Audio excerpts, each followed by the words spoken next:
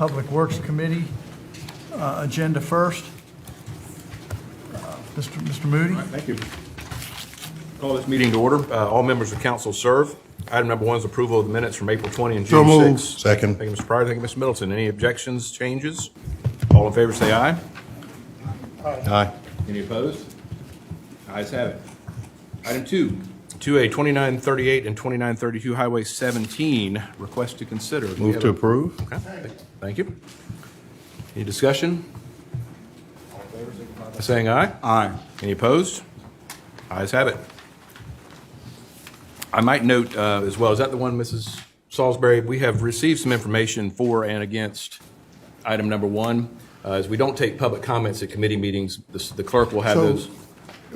Let me ask you a question. Let me finish this, Mr. Pryor. The clerk will have those comments available for us via email prior to the county council meeting. I think some of the applicants wanted that to serve in place of their public comments. So, Mr. Pryor. So I just want to make sure, this is not the item that we discussed about, this gentleman wanted to expand in the 7 Mile community, is it?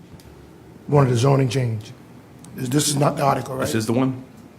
That he's got a small business in his backyard right now, and he wants to expand. I want to vote no on that. Okay. Yeah, because I told him when he came in, the community doesn't need that. Okay. And the majority didn't want it, so I want to be a no on that. Okay. Because, if you open up the floodgates for him, everybody else is going to come in, and it's going to create chaos for those folks. So I'm definitely a no. Okay. Would you make a note of that, please? So are you removing your second? Yes, I'm removing my second as well. To back up completely. Yeah. Thank you, Mr. Middleton. Do we have a second? A second. Okay. We need to vote again, Ms. Salisbury, or are we just on record as 7-1 with Mr. Pryor? I think we need to vote again since Okay. it's a new motion. Then let's do it again. All those in favor signify by saying aye. Aye. Aye. Any opposed? No. So Yeah, Ms. Salisbury, if you could add me to the nays as well, please. 3 nays, Mr. Werman, Mr. Pryor, Mr. Darby. That's 1, 2. Okay, I was just making sure, since we had some people Okay. absent, I was Thank you for making sure it stopping, Ms. wasn't a Pryor. tie. You good? People are asking, and I see Mr. Freeman is out in the audience. Yep. And they emphatically, with the community, does not want this. And just to reiterate, as I mentioned, we do have some comments that I told Mrs. Salisbury to make available to council members prior to the council meeting, because we don't take public comments at committee meetings, so. Yeah. But I they did will want to have a acknowledge chance- that we had received those letters from these people. Yeah, and they'll have a chance to sign up on Tuesday to speak. Sir. In opposition if they want to. Sir. At Tuesday at 6:30. 2B, Hughes Road outfall ditch number 2. Move to approve. Thank you, Ms. Middleton. Second. Second, thank you. Mr. Boykin, any comments? All those in favor, please signify by saying aye. Aye. Any opposed? The ayes have it. Mr. Sass, back to you. Thank you, Mr. Moody. Let's go back to, let's do Special Housing Committee. Ms. Honeycutt? Thank you very much. This is our Special Housing Committee, which I chair, along with Mr. Middleton, Mr. Kaprowski, and Mr. Werman, who serve on this committee. Everybody, of course, can participate. Do I have a motion on the minutes? Move to approve. Second? Discussion? Revisions, additions? All right. Everybody in favor, say aye. Aye. Any opposed? Ayes have it. Moving on to item number 2, we have a presentation. Staff ready? Yes, thank you, Ms. Honeycutt. For the benefit of council, you're going to be getting an update on 3 topics: where our current housing projects are, updates on land banks, and as well as an update on our accommodations tax and the status of that. Prior to turning it over to Ms. Smalls to do the housing project update, I want to draw your attention to the dates. In May 23rd of 23, you all approved the housing plan, and you prioritized 2 elements of the plan. One was related to housing trust funds, and one was related to land bank.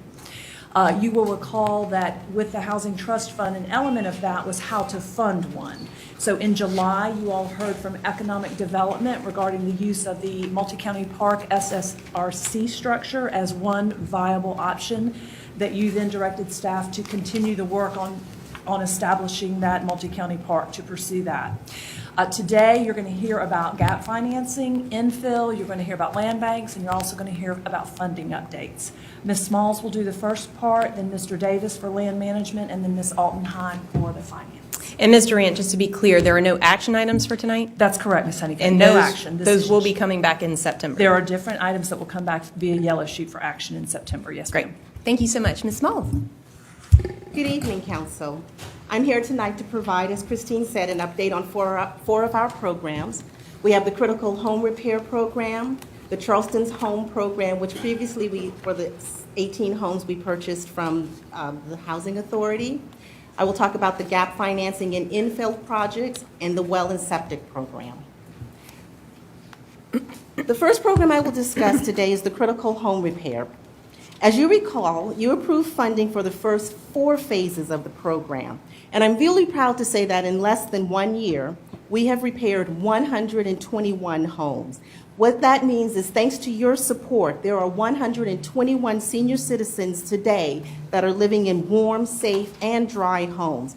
That's something that the department is extremely proud of. There are still 37 homes from the first 3 phases, the first 4 phases, but we are sure, we're committed that we should be able to finish those before the end of the year. Now, due to the success of the program, what you can expect next, at the September 7th meeting, I will come to you to request that you approve allocation of the remaining $800,000, but more importantly, I will make a request for an additional $1 million so we can continue keeping our senior citizens in their homes. But that will be at the first meeting in September. The next program I want to talk about today are our Charleston Homes program. Once again, the 18 homes we purchased from the Housing Authority. This was an innovative opportunity for us to revitalize 18 homes in the county and to keep them affordable for 99 years.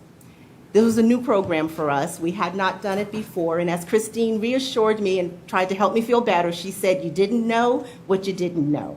So we now are up on it, and we realize that we are on target and on track. In September at the next Finance Committee meeting, we will bring the award, request you to approve the award for the first phase of the program. And on September 11th, we will launch the second phase for our Charleston Home program. Next, we have financing and infill. With the GAP financing and infill program, Council approved approximately $10 million to create more than 330 affordable units in the county. These projects are in different phases of development, but they are on track. What can you expect next, Council? There will be a visit on August 30th of the Archer School Apartments. I think you have received that invitation. It's at 10 on August 30th. And in the near future, staff will return to request additional funding for this particular program. And finally, we have our well septic tank program. As you may recall, last month at your last council meeting, a citizen from Snowden came to you to tell you how appreciative and how thankful she was that you were able to put funding available, make funding available so that she could get connected to the Mount Pleasant Waterworks sewer system. And she was extremely proud of that. To date, 5 homes in Mount Pleasant have connected to the water system. Yesterday, the PIO issued a press release about our launch program, our outreach program. What we're doing is it's similar to the program and the way we did things in Snowden. We will go out into the community, 9 different sites, and we're going to collect applications from citizens that need well systems, citizens that need new septic tanks, or if a citizen is available or near a water line or a wastewater line, we will help them get connected to wastewater system. By building on the success of what happened in Snowden, I know that we'll be able to bring more citizens and provide these citizens with clean water and safe sewer. At this point, I'm going to turn it over to Eric, and he's going to talk about land trust banks.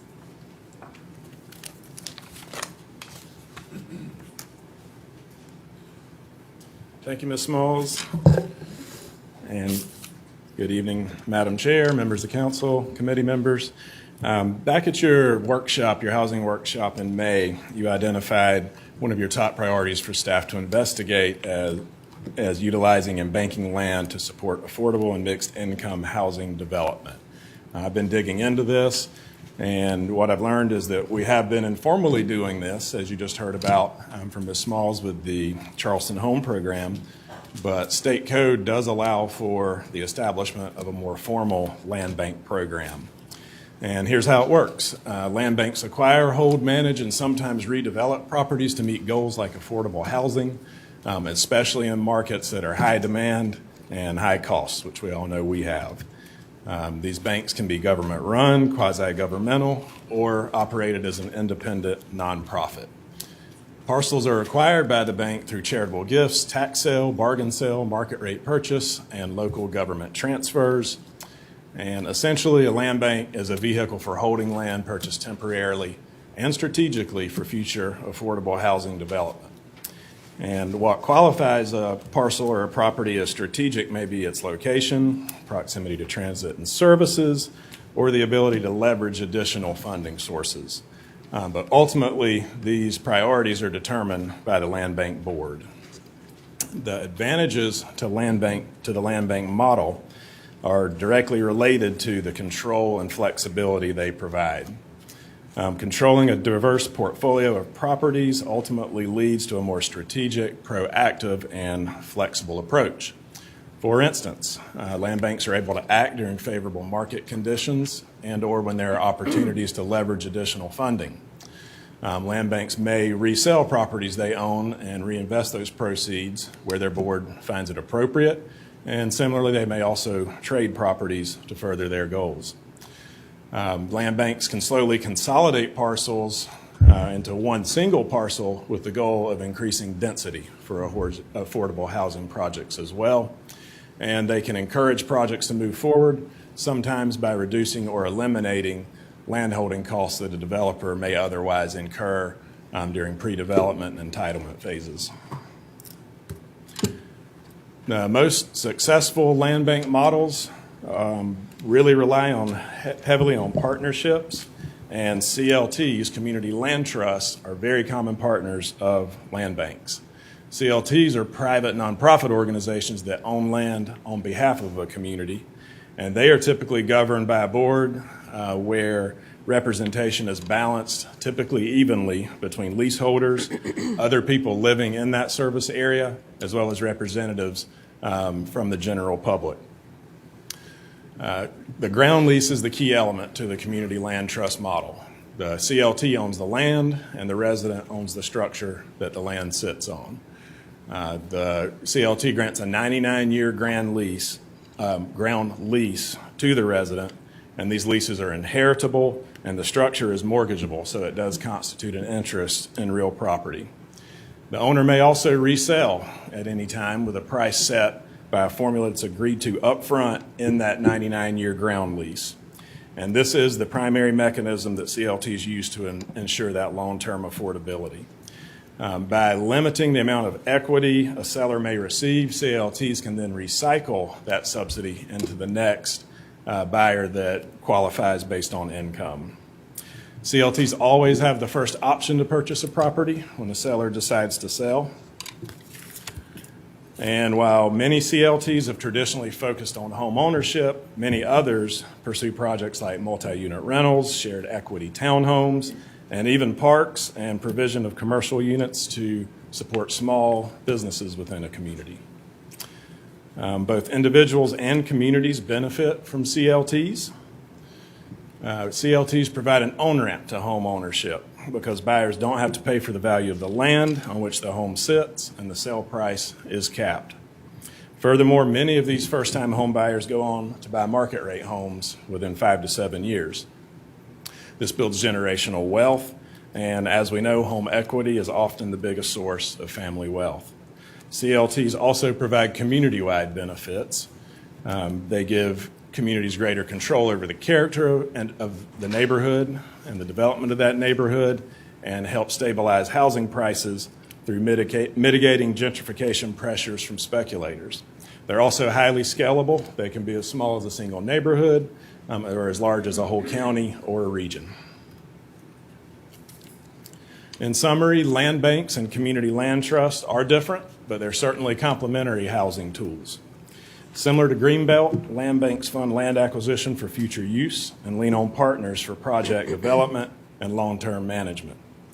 Having a diverse portfolio of properties encourages and facilitates housing projects, and once that land is secured, then the CLTs can step in and again manage that property and make sure it's affordable for 99 years at a minimum. Land banks prioritize service areas, typically based on geography, target demographics, or potential partnerships, while CLTs have a defined service area that's determined by their board. And I did reach out to the two operating in Charleston County. Community First Land Trust operates in the 7 mitigation communities in North Charleston, and Palmetto Community Land Trust, the service area is countywide. One of the biggest obstacles that both said were preventing them from providing more affordable housing is not having control and access to land to build their projects on. Next, you'll hear about accommodations tax from DCA Altenheim.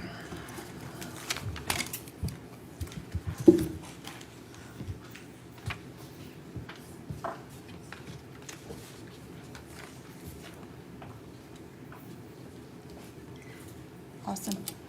Okay, so I'm going to give you an update on the law that was passed on May 19th of this year, allowing for the use of accommodations tax to fund workforce housing.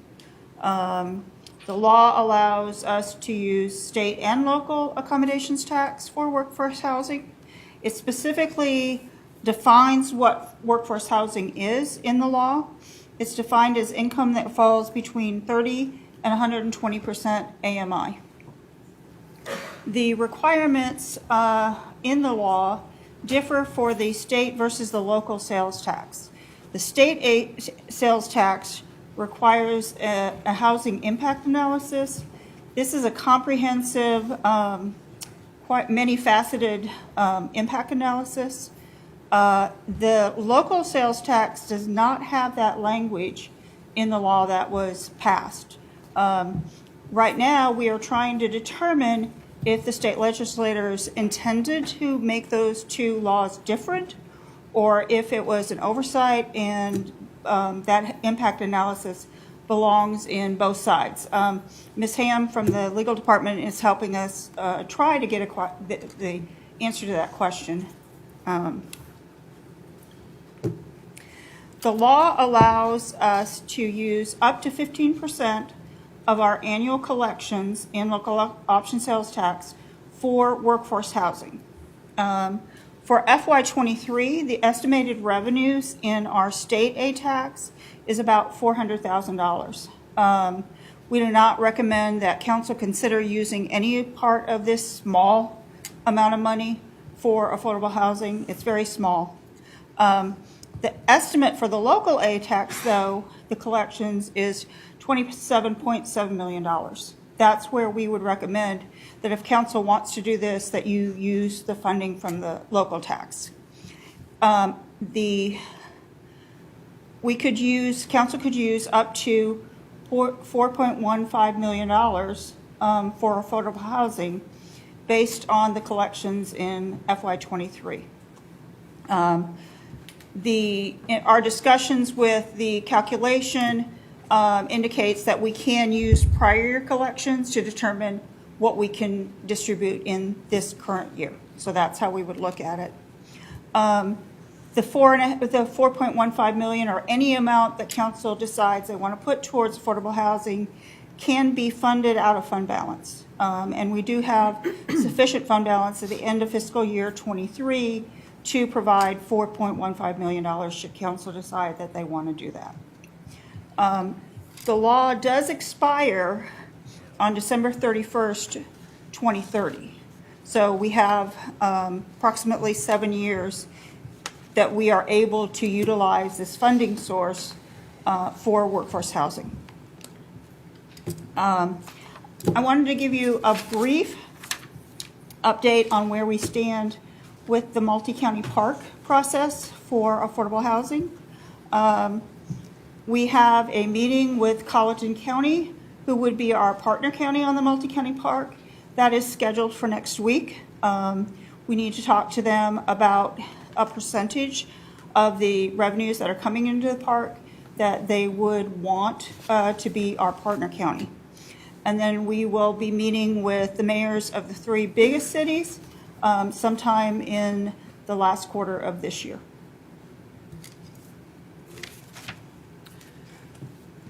All right, members of council, Mr. Pryor.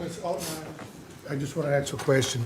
I know the presentation says workforce housing, but that's affordable, all that is included, just for workforce housing? The law specifically workforce housing. And it specifically identifies workforce housing as 30 to 120% AMI. All right, so we can use it for affordable housing. So you can, I use the workforce because that's what the law says. Okay. But really what the determination is the AMI range that was given in the law. Okay, thank you. Any other questions? Yes, Mr. Comment. It looks like we are so stoic in our appearance here today.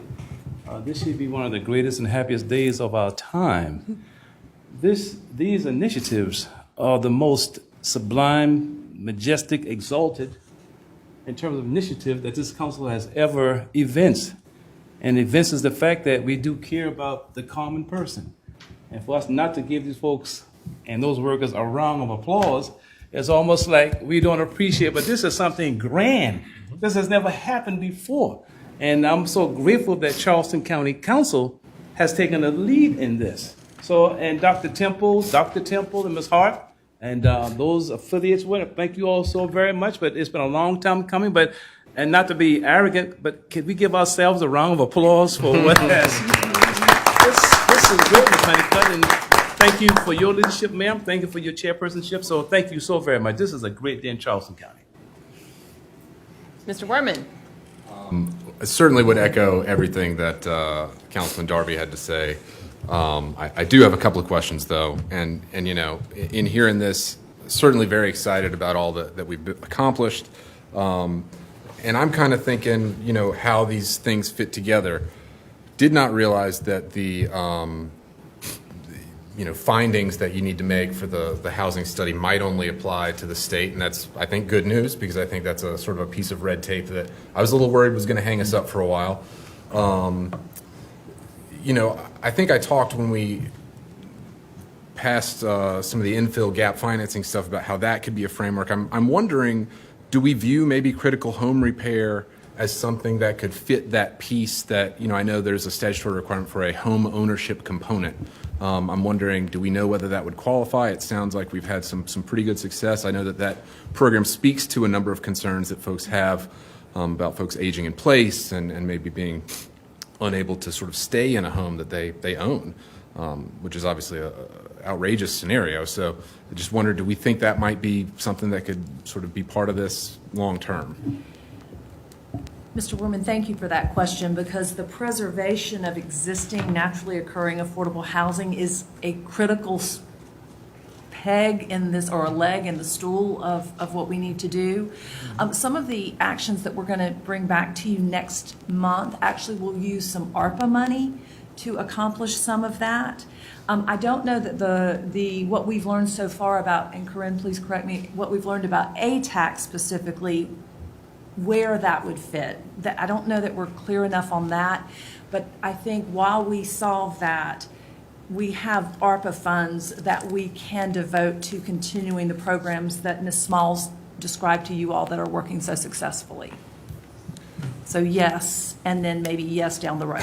How about that? Very good. No, I'm just curious. I just know that, we had a comprehensive plan done.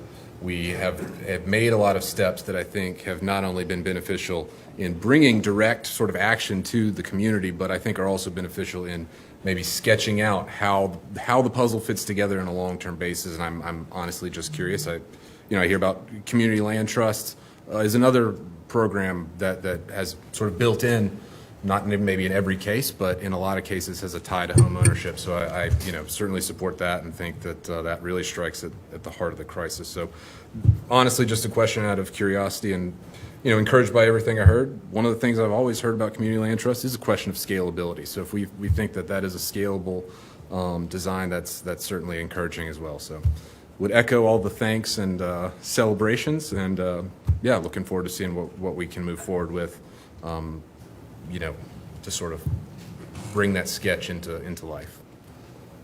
Anybody else? Yes, Mr. Moody. Thanks, Honeycutt.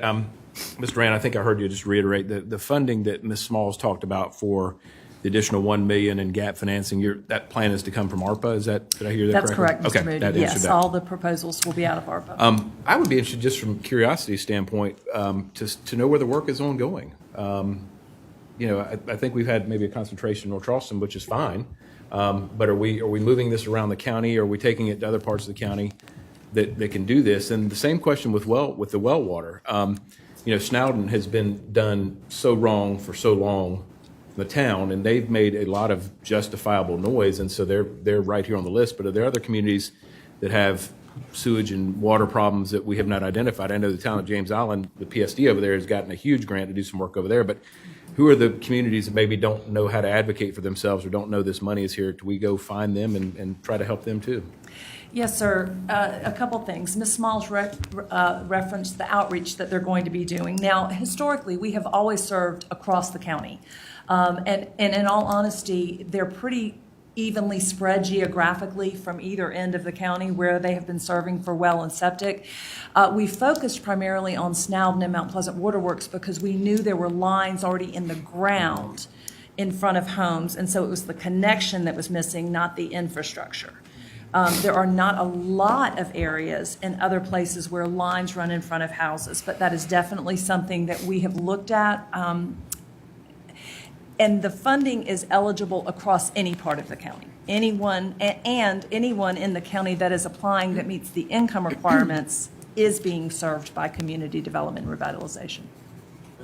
Mr. Darby, this is great news. I mean, I'm thinking back to my time here, to Ms. Johnson, Judge Rawl even advocated for this, to our newer members of council, and you, Mr. Darby, as well. So, I mean, this gathering up of low-hanging fruit is really kind of a no-brainer. So thank you for your work.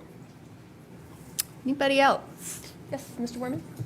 Maybe just a comment that kind of strikes me when we taking notice of the fact that this ends potentially in 2030, and I think we would all maybe hope that gets continued, but and maybe the work we do and are able to prove can maybe add to the advocacy for that. But just a thought for folks to keep in mind is I do sort of see some potentials for maybe building something that is sustainable long term, where if you talk about having a land bank and you talk about maybe working with the developer, maybe you don't offer that for free. There's a haircut on the land price, but that funding goes back into a pot of money. You can see like that could be a concept that I would like to see sort of incorporated in, as one of the levers we can pull to maybe have a more self-sustaining future going forward. Although, of course, I certainly would hope that the state would continue a program like this. So that's just food for thought. If I may, on slide 3, I made a reference for you all under the May 23rd action, where I notified you that we have entered into an administrative contract with the South Carolina Community Loan Fund. They're our administrative agency administering the gap financing. What's important about that is the funding that we are using for them is actually helping them build their capacity and breadth to be able to work with us in the future for a revolving loan fund. As I mentioned back then, they are the trust fund that we helped fund back in 2005. So we are working, and I'm working very closely with them to help them establish depth and strength to be able to provide additional services to us. Thanks. Anybody else on the committee? I do want to extend a very gracious, grateful thank you to the administrator, Mr. Tootin, and Ms. Durant. Council members don't know this, but I put a lot of pressure on them to come to us with this update, this meeting, even though they would have preferred to do it in September. But I feel like this is very important for us to hear and digest before we are asked to take action items next month. And so thank you all for being prepared. Ms. Smalls, Mr. Davis, and Ms. Altenheim, thank you so much. That was very informative, well put together. Thank you. We are really taking some bold step forward here, so thank you. That concludes this meeting. Thank you, Ms. Honeycutt. Next one, Administration Policy Rules Committee Agenda. Chairman Pryor. Thank you, Mr. Chairman Sass. We are going to call this Administrative Policy and Rules Committee to order. I am the chair of this committee. Joe Boykin, Jenny Honeycutt, and Colin Middleton serves on this committee. Our first order of business is minutes of April 20th, 2023. What is the pleasure? Move to approve. Second. Second by Reverend Milton, moved by Mr. Boykin. Any additions or deletions or discussion? All in favor signify by saying aye. Aye. All opposed? The ayes have it. Item 2 is what I'm going to call a brainstorming item. Reverend Milton had reached out to me about us being able to vote via a video or attendance or video conference. So Reverend, I'm going to turn this over to you, and then I'll open it up for discussion for anybody else who have any ideas. We can't take a vote on this tonight. This is just for discussion, and then this will be moved on to another finance committee where we will be able to, take a vote and send it to council. Chairman Pryor, and to the committee and everybody who's here tonight. I recognize that the pandemic created for us multiple ways to still carry forth the business of the county. And through video conferencing, allowing council persons to literally convene council meetings via Zoom or whatever platform, calling in even, became an opportunity for us to still actively engage in the business of the county.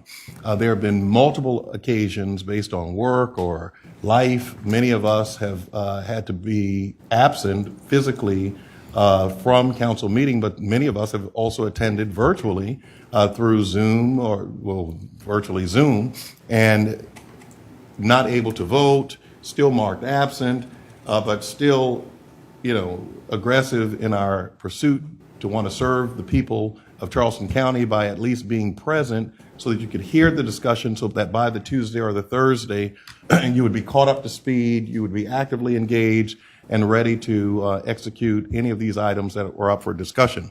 Now, certainly I'm a chief officer in Berkeley County School District, and in that local board, they have individuals who can call into the board meeting and still participate actively, vote, make motions, etc., and that's right up the street. And so again, when we look at the nature of our business, we are all brothers and sisters in our common cause. And I think that if we cannot physically be here, even virtually, we've chimed in, we've been recognized, we've been given the floor. And so the next step, in my opinion, is also the authorization to be able to physically cast votes. And so I ask for this to be placed not as in lieu of coming to meetings, but in those extreme circumstances. There could be stipulations that you can only do it X number of times based on whatever, I don't know. You would have to come up with some kind of rules governing it, because maybe people would not come ever and always only attend virtually. But certainly I think all of us try to be here physically anytime we can get here. And there are those occasions based on work, based on family, based on life, that we cannot physically be here. But if a virtual option is available, I've seen everybody on this dais take advantage of that. And it's unfair, in my opinion, to not be able to fully participate through voting, making motions. We are able to speak, but again, that becomes moot when calling the roll and the person is virtually present but physically absent. Okay. Anybody else want to speak on this issue? Mr. Chairman Sachs? Thank you, Mr. Pryor. I've given this a lot of thought. And for the record, I think that everything you said is correct, Reverend Milton. But I think the overriding principle to me is that we are elected to serve, and I think that when people come here to either participate in these meetings or watch the meetings, that they're hoping to see their representatives there at the meeting.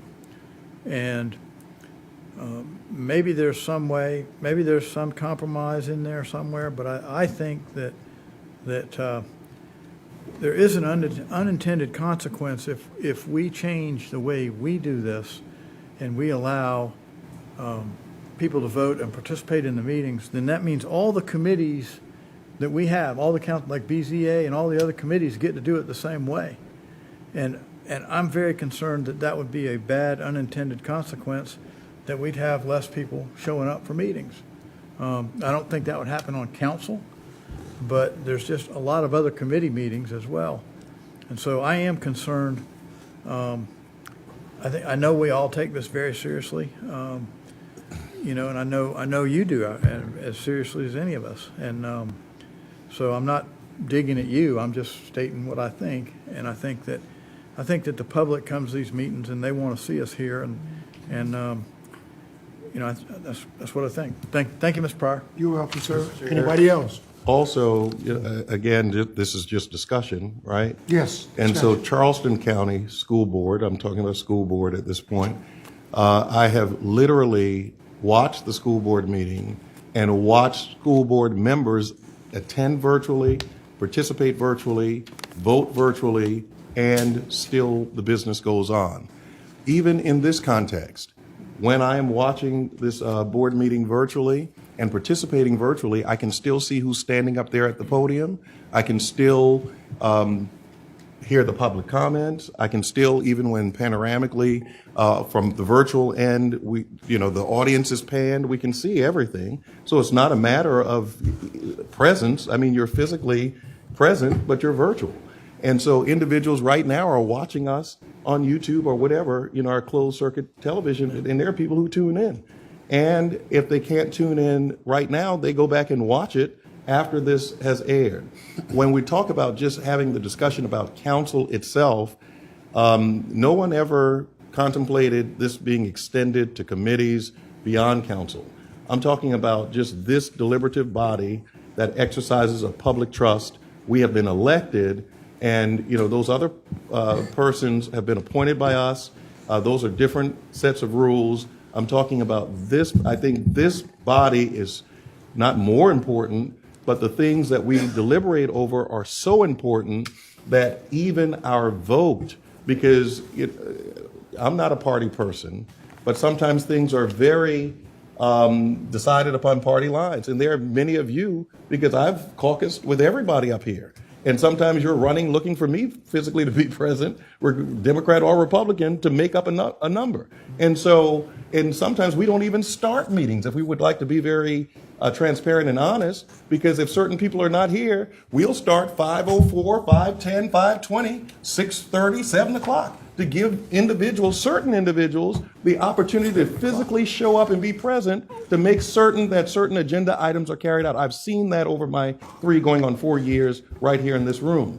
And so when we talk about at least being fair and being not arbitrary or capricious, but being open, I think it is this is a 2023. I know we've been here, this wonderful county, all these years. 2023. Other municipalities all around us, local governments all around us across the entire state, they are already doing it. The pandemic forced Charleston County to move in that direction. What during the whole pandemic, if we never met because we couldn't come together physically because we were all sheltered in place, then we would just not have conducted the business of the county. There were certain phone meetings that I attended that was not even on a Zoom. It was a phone. You couldn't even half understand anything that anybody was saying or was going on based on the muting, unmuting, couldn't unmute, whatever the case is. So we've done it all, and those have been official. And so I'm just simply asking that as others have done and are doing, that we become broad and open-minded, because there will be a day that all of us will be exercising a virtual option. And as I said before, this is only for this body. It does not penetrate to, BZAs or commissions or committees or whatever, those other subsidiary bodies that we've created, but it's for this body alone. And then again, when we talk about rules and further extensions, there could be the embedded that if we have how many of our meetings per year, and the clerks can figure that out, that you cannot, once you've reached your threshold of, just like we said, up to 15%, in these formulas that we're using for ATAX funding. And then it was asked, well, please don't touch the state because it's so little. And then we went right along and said, well, we'll only touch and so that was not even a second thought. But what I'm saying is that we give consideration to other things, that if there is a threshold, that if you have already maxed out your 5% of virtual meetings that you can attend, then every other time you're absent. I'm not saying you attend every single meeting virtually, but there's a formula, and we all, based on the rules, would attend to that. Mr. Werman? I think what Councilman Middleton sort of concluded with was going to be the only point I'd focus on. And I'm not a member of the committee, but since this is brainstorming session, just would throw out that, I do think that being here is crucial, but it sounds like from hearing the conversation that no one is saying that shouldn't be the default, that shouldn't be how we operate. Maybe if this comes up in a voting context, I'd want to know a little bit about the governance as far as to what extent does what we do have to necessarily apply to BZA and other committees. Not sure that I would really even want there to be sort of an asymmetry there, but I do think that if there's some sort of threshold or conditions placed on it, I could certainly be open to this, given that I think it's an option that we have, and I think it's a fact of modern life that things happen and things come up, and I think some of the randomness of our modern lives shouldn't be affecting our ability to do the work of the county. If that becomes habitual or problematic, then that is, I would tend to agree. That's not what anyone, I think, is envisioning here. So, Additional things. Okay. Mr. Boykin? Okay, I'm sorry. Ms. Ham, can you opine or comment on the chairman's statement regarding how this may apply to subordinate boards and commissions? Sure. So it's my understanding, after actually having this conversation with the clerk, is that your boards and commissions are asked to follow council rules. That makes it a lot cleaner for everyone. It's also my understanding that if you chose to operate differently, that will be your authority to make that decision. Well, I guess in saying that, we certainly should set the example, and we shouldn't, I guess, not allow the other boards to operate differently than we do. And that being said, the 4 years that I served on the Board of Zoning Appeals, I never missed a meeting, not one. And I may be, I guess, different in my level of commitment. And I agree, Councilman Middleton, that we can't control life. And traffic accidents, all those things where you can't get here, even though you've made every effort and plan to get here.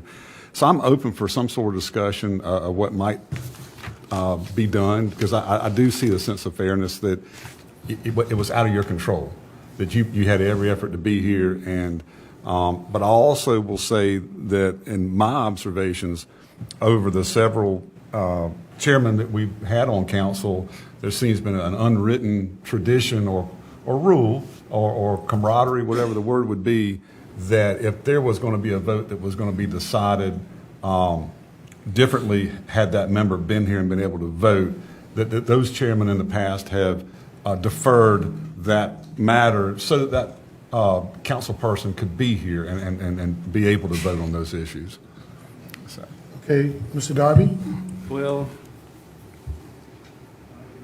and Reverend Middleton, whenever there are standards which are set, there comes a time we just can't stick with that standard. Sometimes we have to exceed it. As an example, what if this country had maintained the Articles of Confederation?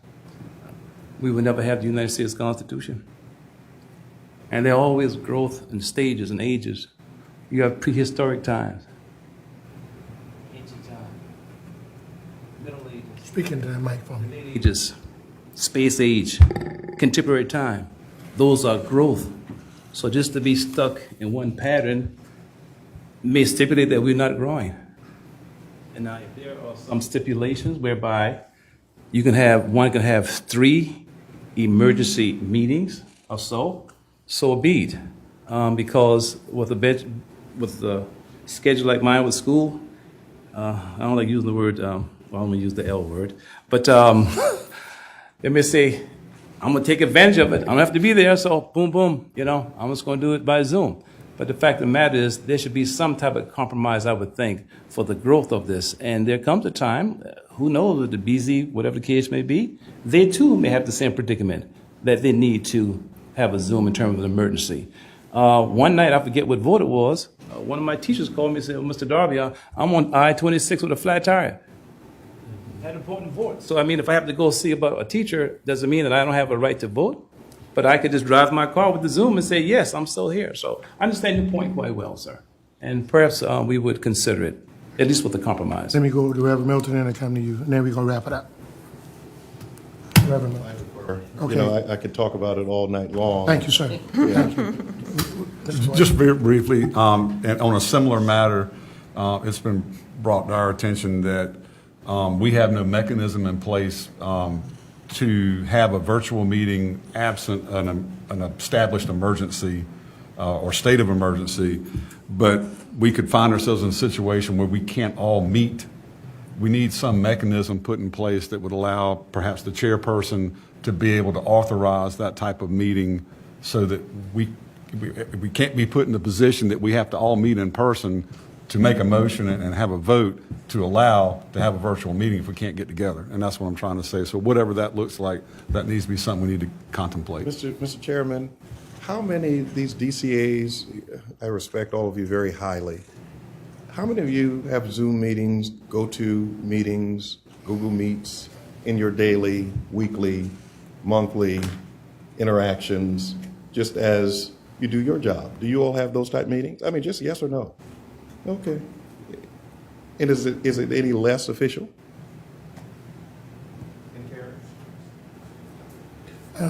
Okay. Things that people do, and I just declare in 2023, and I've been a part of so many other bodies, and I see it happening at like elected bodies, and I see it happening right now today, and I just cannot understand. It is the smallest feeling. Let me say this, and this is my last comment. It is the smallest feeling when you are virtual and literally present, and then when the votes are taken and they call your name, absent. And I'm sitting right there. Everybody can see me right in the box. And they can hear me because I've just spoken just before in all the comments. But absent, and I'm not absent. And I can actually cast a vote in that moment. Very small. Thank you, Reverend. I'm going to close up by saying, Mr. Darby, you always so eloquently break things down and makes you think. But as you know, I've always taken these meetings seriously. In my 20 years of being a Christian will tell you, I have not missed a meeting. And when I had to do one by Zoom, I was very upset, but I was still able to participate. And so, you know, the individual, I know takes it serious, but some of us, you know, we just go to the extreme, and I signed it, put my hand on the Bible and says, this is what I want to do. I did that. But having saying that, everybody is not Teddy. Everybody has different things that they don't prioritize them. And so, you know, emergencies come up. I would like to see this body, you know, when we discuss this again, maybe look at doing one every quarter. That's 4 meetings a year. You use up those 4, there's no exception. There's no excuse. You're not able to participate virtually until the following year. And if it becomes to where it's become abusive, we can always change. We can go back. That's why it's called rules and policies. And so I think, you know, this is just me talking to start out with. You get one every quarter. And if you do 4, when that 4 is up, whether it's in January or whether it's in November, you out. You can do virtual, but you can't vote. And I, you know, would like for everybody to opine on that while we out. And when this comes back before us, let's do something. But I do agree with Mr. Darby, Reverend Middleton, Mr. Boykin, and Mr. Werman. We need to do something that allows this body to, if they want to participate, if you're on vacation and something important comes up, if it's a funeral, somebody's sick, you still should be able to participate, but you only have 4, so you got to figure out when you want to use those. And as far as the BZA and everybody else, let's take it here first and see how it works. And then, if we want to extend it, we go and extend it to others. Because, you know, do unto others as you would have them to do unto you. So we would want to do the same thing if it works. But then they would have to make sure, like our clerk, the chairman, the administrator, everybody participates. And when your numbers are up, you can participate, but you can't vote like everybody else. So those are just my thoughts, and I would hope that we take this very seriously, be here when you can, but if it's an extreme emergency, and allow that individual to participate, because the public elected that person, he or she, to participate. And if you miss too many, the public is watching. Every 4 years, they get a chance to vote you out of office if they think you're not participating enough. So, having said that, that concludes our Rules and Policy Committee, Mr. Chairman, and this will be back on the agenda, I think, in 2 weeks, 3 weeks, Ms. Salisbury, something like that? September 7th, I think, Okay. is our next. And then the meeting. committee will take it up, and if we pass it on, it'll come to come to full council. All right, thank you, Mr. Chairman. Thank you, sir. Next one, Human Resources Committee agenda. Chairman Werman. Thank you, Mr. Chairman. Yeah, so this begins the Human Resources Committee.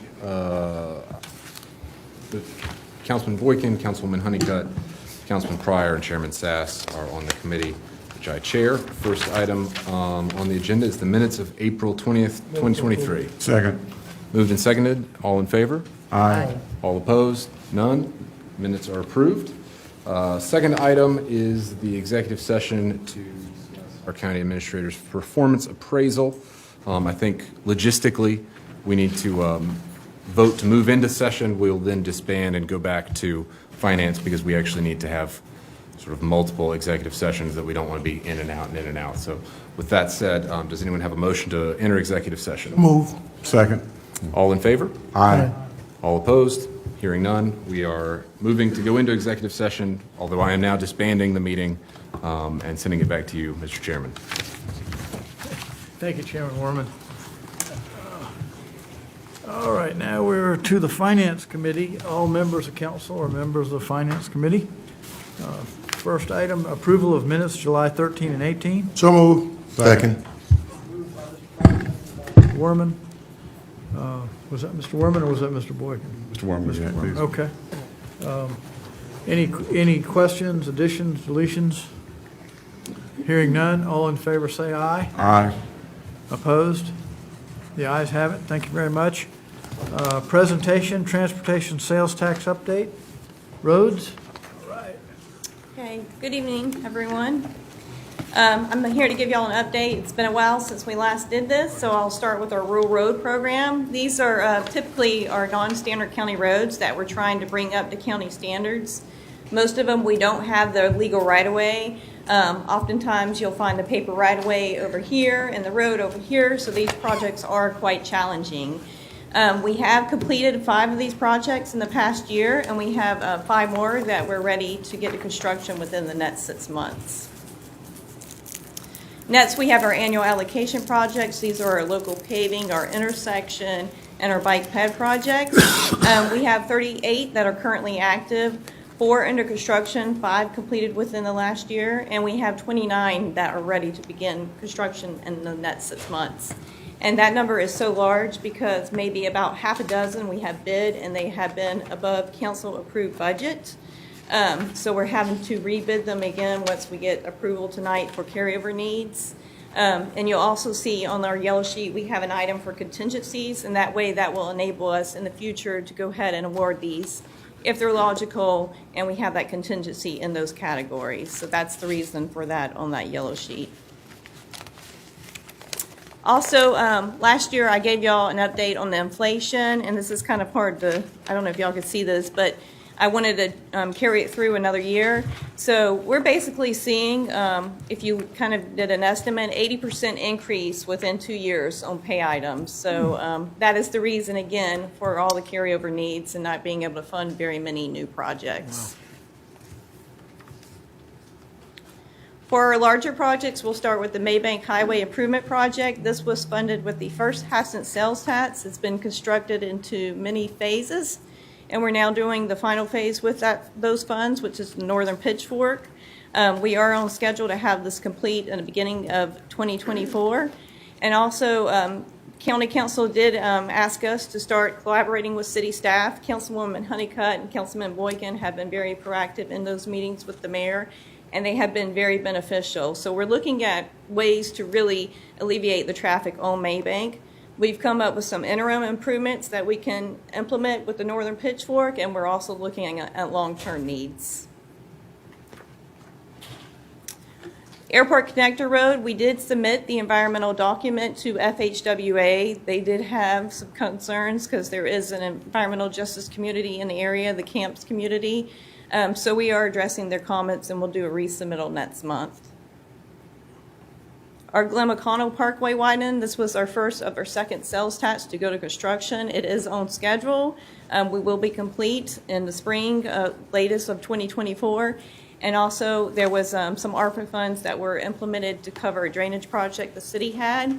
They're not going to have their core permit in time. However, there is a water main that needs to be relocated, so we are going to relocate that water main for their project. That way we can avoid an open cut in our newly paved road.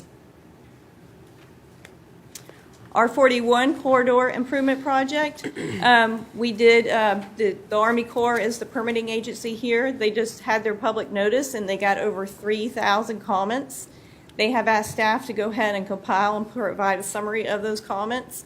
And once they have a chance to analyze those comments, they will determine if we'll move forward with a public meeting or public hearing. We also have an interim improvement project that we've tried to bid out 3 times. Twice got 0 bidders, and then another time only got 1 with really high prices. We talked to the contractors, and they just did not like it was all night work. So we have worked with the DOT, got some exceptions to do this work during the day, and we will be bidding this one out in the next month. We have 4 James Island projects. The first one being Central Park and Riverland Drive. The right-of-way plans have been submitted to the DOT. Once they're approved, we will begin the right-of-way acquisition. After we have acquired the right-of-way, we do have to go to the BZA because we are basically trying to tie a sidewalk in between between homes and large grand trees. So it is a very challenging project, and it will have to go to the BZA because we are getting very close to some of these trees. We have our Folly Road Bike Ped project. We actually have final plans and all our permits in hand. So next month, we will be bringing in the use of eminent domain so that we can move that project to construction to council.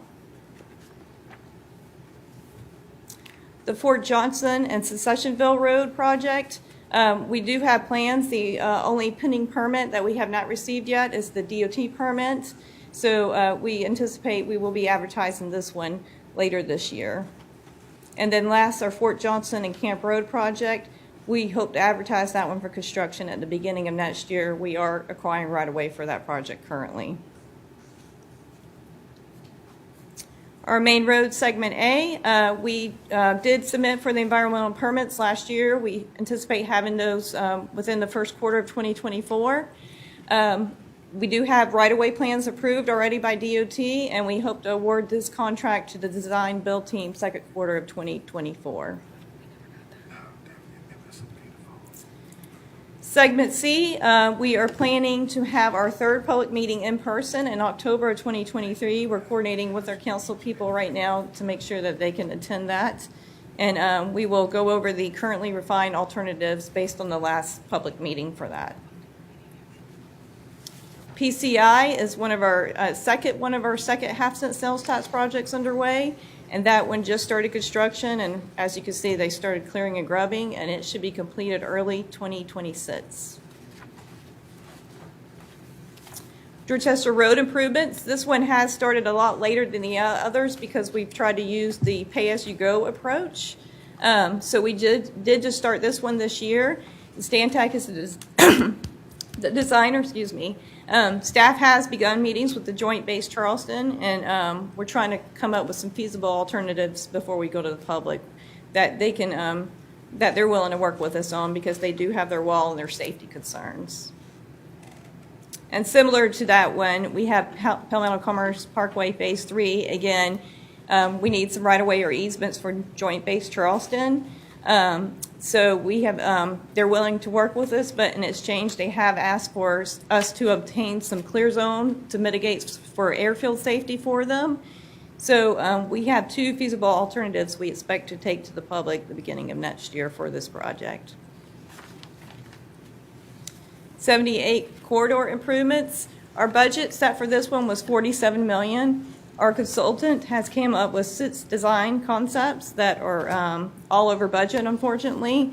So now what we're looking at doing is looking at phasing the project, looking at interim projects that we can do, and go back to the public first quarter of 2024. And also, there is one interim project that we have awarded contract to True Luck, which is Medical Plaza Drive in 78. And construction will start on that next month once the gas line has moved. Savannah Highway capacity and intersection improvements. We identified 3 intersections in which would really improve the capacity on Savannah Highway. 2 of them being DuPont, Stinson, and Wapu intersections. The third one being Avondale and Magnolia. So the DuPont, Stinson, and Wapu will start third quarter 2024 in construction. The other one, we have an IGA with the city that says they have to acquire the right-of-way because it's part of a redevelopment project that they're doing. So they're going to acquire the right-of-way, and then we'll commence with our design on that project. And then for our pavement management, this is Murray Boulevard. We did receive an award for project delivery on this project because it did not impact traffic as it was being constructed. For last year, we just completed our FY22 projects, and as you can see, we did a lot of resurfacing and rejuvenation. Resurfacing costs a lot more money. We were only able to treat 25 miles at $7 million. It's actually where you have to mill and add more asphalt. If we can get ahead of those roads beforehand, we could treat a lot more roads. As you can see, we could treat 86 miles with other methods with a lot less money. So we do have an extensive software program that helps us balance that to figure out how the best ways to spend our money. And it's very, very similar for 2023, but we're also using some microsurfacing, which is in your agenda packet tonight. And then I did mention the project delivery award for the Murray Boulevard. Mackenzie Kelly, our pavement manager, also just won an award for titanium dioxide pilot project. It's a method we use, and it actually takes air pollution out of and dissolves it into the pavement. So she won a national award for that and is going to accept it in about a week and a half. And staff is working on the third half-cent sales tax, and we do intend on meeting with council members in the next month or 2. We have talked to municipalities, so we will be coming to a meeting with each one of y'all in the next month or 2 and laying out a schedule for when we would need to put that out for the first, second, and third reading. Any questions? Mr. Moody? Mr. Toma, thank you, and thank you for Mr. Thigpen and Mr. Tootin. You got a few balls in the air. I wanted to ask you a question. The James Island project, we're going back to our own BZA for a project we told you to do? Yes. So did I hear that right? That's correct. We have to acquire the right-of-way. We have to get the right-of-way before we can go to the BZA because we want to be the owners to present it because we do. Maybe not all the property owners are going to want the sidewalk. So we have to first acquire the right-of-way and then go to the BZA. That is correct. Explain it deeper to me later. Yeah. The group we appoint is going to make a decision on something that we told you to do. That just, in some ways, kind of funky to me. Mr. Toma, what can we do as a council to speed things up for you? And I ask because in Reverend Middleton in my district, Glen McConnell Parkway, I think one of the first votes I took in January of 2017 was to fund that. 2 miles of pavement on each way, bike ped lane, the length of the corridor, no opposition, wildly supported, and it'll be done next spring, 7.5 years from funding to finish. Bird studies, noise studies, all that. It just bogs things down. What can we do as a council to blow through some of that garbage to get these projects done more quickly? So I will say that the county administrator has scheduled a meeting with us and planning department to maybe talk about these projects that maybe perhaps were on a referendum. What can we do differently? If they were approved and they were vetted by the public, is there a way that we can maybe come up with a better plan than going to the BZA and having to buy all this right away? For instance, Bohicket Road has lots of trees. If we have to impact trees, buy all the right of way, and then the BZA say no, that puts everyone in a bad position. So we are talking internally about what we can propose and see if council could support. Answer my question. You were dancing around a little bit, but that's okay. But no, is there anything this council can do to help you? Is it a capacity issue with staff? Because you've got projects all over the place and hundreds of miles of roads. Are there too many projects that we just have to, it just naturally goes that long because we have so many projects we have to accomplish? And that certainly is a valid excuse. Or is it a process that we're doing or that the state is doing or the feds are doing that we can advocate for changes to these processes to? Yeah, we could probably put together a list, and it's not just an internal thing, it's an external thing. Like when we have to go to Town of Mount Pleasant for a Town of Mount Pleasant job, we have to go to their DRT, their Design Review Technical Committee. We have to go to them typically 3 times before they will permit the project. So there's been a lot of changes in the last decade and regulations put in place that has made it a lot harder for us to push projects forward like we used to. I don't want you to slow down on anything you're doing, but if there's a list somewhere, I would love to see it, Mr. Tootin. We maybe put it on Chairman Sass and Mr. Werman and Mr. Kabrowski to go deal with those people. And if you've got to be at the City of Charleston or St. Andrews PSD, I'll take care of those people. We've just got to figure out a way to move these projects along, especially these easy ones. Well, Mr. Chair, sometimes when we're looking at impact, unintended consequences, and collateral, sort of issues that would not necessarily be known until these studies are done, I think it's a very slippery slope. And so some of these processes are in place for a reason. And I'm thinking of Savannah Highway, there should have been a process years ago, and it wouldn't be the mess it is today. So we blew through that, or somebody blew through that in order to create what was engineered back then. And now we've come to a place recognizing that it was wrong. And so sometimes haste makes waste.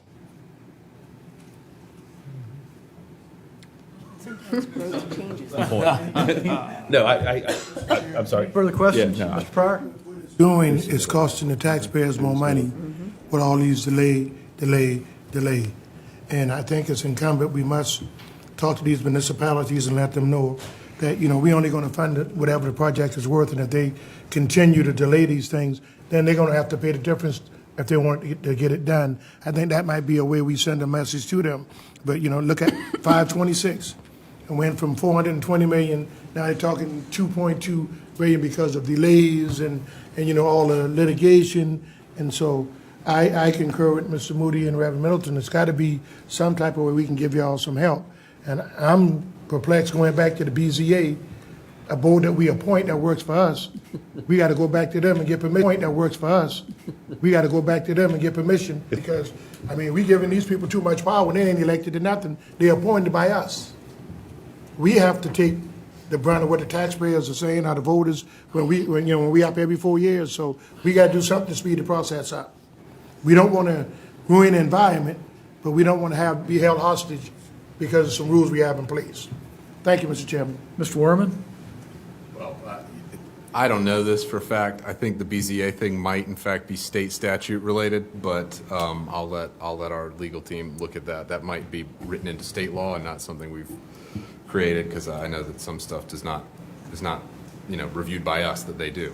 Nevertheless, I would concur with what's been said by Councilman Moody and Councilman Pryor, and I believe Councilman Boykin as well, that, I do think the capacity of the government to get things done is something that has degraded over perhaps the last 50 to 70 years, and I think that it affects public confidence. I think it affects us in our ability to expand and try new things in other issues, and it certainly affects us in our ability to build roads. So be interested in looking at that list as well. Thank you, Mr. Boykin. I'll kind of echo Mr. Moody's comments. If we have a situation where we go on a project for the greater public good, which involves the eminent domain and condemnation of property, for the purpose of infrastructure, we should not be going back to one of our own boards for permission to do something that's gone to that length and the need has been established. I mean, I understand it, and it works very well as normally, but if we've got that situation where government's working against itself, that could be part of our trouble. All right, Ms. Honeycutt? To that end, Ms. Ham, and maybe you would have to get with our Planning and Zoning Department, I asked this question and I was given reference to 9.2.5 and 9.2.6 exceptions in our land use ordinance. I want to make sure that we have a clear understanding of what those exceptions apply to, and so we're not perhaps doing something that we didn't realize we didn't need to do by going back to the BZA. If we have these exceptions already in place, I want to make sure that we're clear on that, and if we don't, if you could help us to craft what we need to make sure that we don't do exactly what Mr. Boykin said, send something back that we've already approved to have our own board disapprove. Thank you. And I will say Riverland and Bohicket are both scenic highways, so they don't apply to the exception, and I do know live oaks do not apply. Those are the two things that you do not get an exception for. Yeah. Thank you, ma'am. Thanks. Great presentation. Thank you very Thank you. much. Next item, consent agenda. Mr. Chairman, I'd like to move for approval, but I got one question on 3E. Did we only have one bidder? Because I see we got somebody from Richmond, Virginia to do work. We don't have anybody locally that could do this work? No, sir. There's probably 2 vendors in the southeast that can do that kind of Okay. work. And Good, no problem. All right, so move for approval on items A through G. Moved by Mr. Pryor, seconded by Mr. Moody. Any questions? All in favor say aye. Aye. Opposed? The ayes have it. Thank you very much. Item from the Boards of Elections, City of Folly Beach Transfer of Election Move for Authority. approval. Second. Moved by Mr. Pryor, seconded by Mr. Moody. Any questions, Mr. Moody? I think this is great. I wonder if Beaver are they, Mr. Tootin, do we know if we're moving or asking other municipalities that have off quirky elections if they would consider coming, We're trying to do joining that Folly with Beach so that we can get this stuff sort of consolidated and all cut the expenses? municipalities. Yes, sir. That's what we're trying to do. Thank you, Mr. Tootin. Just clarification for the clerk. That's great. It was I. Reverend Middleton? It was I who seconded it.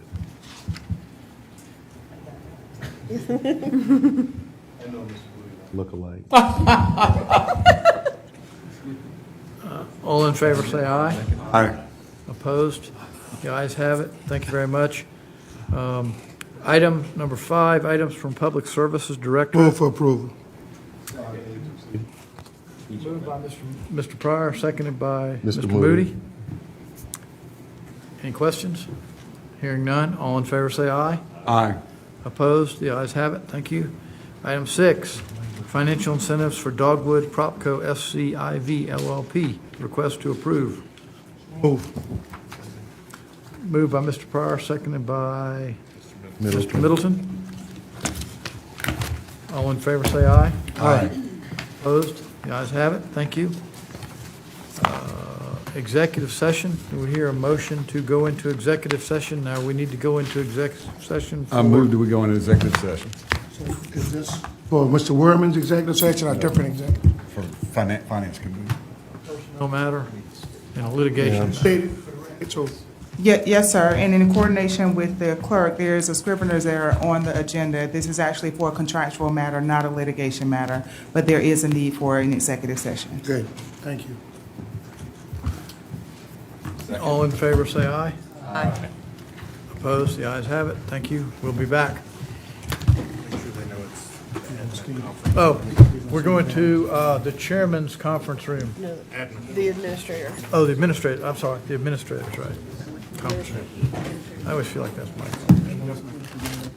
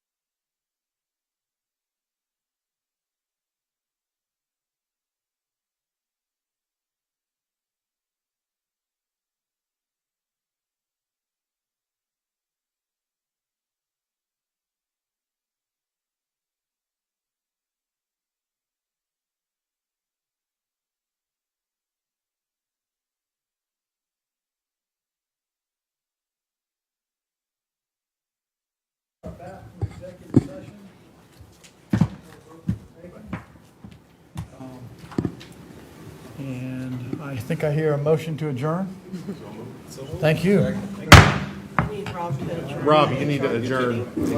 All right, yes, we are also back from the HR Committee executive session. We discussed the administrator's performance review. No action was taken, no votes were cast. So that concludes executive session. Does anyone want to move to adjourn? Move to adjourn. Second. All right, all in favor? Awesome. Aye. We are adjourned. Oh, it's good. I need to put you on. Can you need some help with the car? You go ahead. Good. Need some help, you know, on the shoulder, I'll get you there.